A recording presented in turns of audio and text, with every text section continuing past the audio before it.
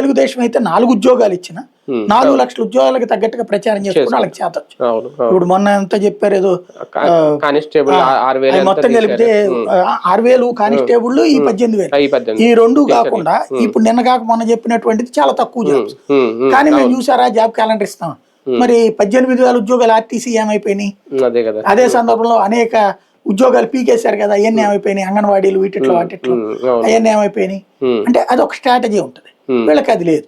ఇప్పుడు ఏంటంటే డిఎస్సి వలన లబ్ధి పొందినటువంటి 18,000 కుటుంబాలు అది సక్రమంగానే జరిగిందని ఫీల్ అయ్యేటటువంటి 1,00,000 కుటుంబాలు తెలుగుదేశం ఓన్ చేసుకుంటే, అది సక్రమంగా అంటే దాంట్లో క్వాలిఫై కాని వాళ్ళు ఈ అవకతవక జరిగిందని ఫీల్ అయ్యే వాళ్ళకి ఇప్పటిదాకా ఎవరు అండలేరు. వాళ్ళు ధర్నాలు చేశారు, ధర్నా చౌకులు, అది ఎవడు పట్టించుకోవాలి. సాక్షి వాడు ఒకటే రాసినట్టున్నాడు, అది ఎట్లాగో ప్రభుత్వం పట్టించుకోదు. ఈనాడు జ్యోతి దాని మొహం కూడా చూడలేదు. అదే జగన్ టైంలో అయితే కనుక రోజు ఈనాడు జ్యోతి స్టోరీలు రాసినాయి, ఇప్పుడు సాక్షి వాడు రాస్తున్నాడు.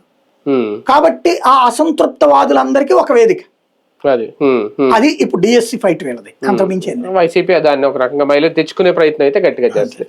అమరావతి భూసేకరణ, రెండో భూసేకరణ విషయంలో నిజంగా రైతుల నుంచి తిరుగుబాటు అనేది పెరుగుతోందా? అది సిఆర్డీ అధికారులు కానీ, ఎక్కువ అధికారుల మీదే, అక్కడ బాబు గారు అనడానికి లేదేమో, వాళ్ళు వేసిన తప్పిదం, వాళ్ళు వేసిన రాంగ్ స్టెప్ ఏంటి?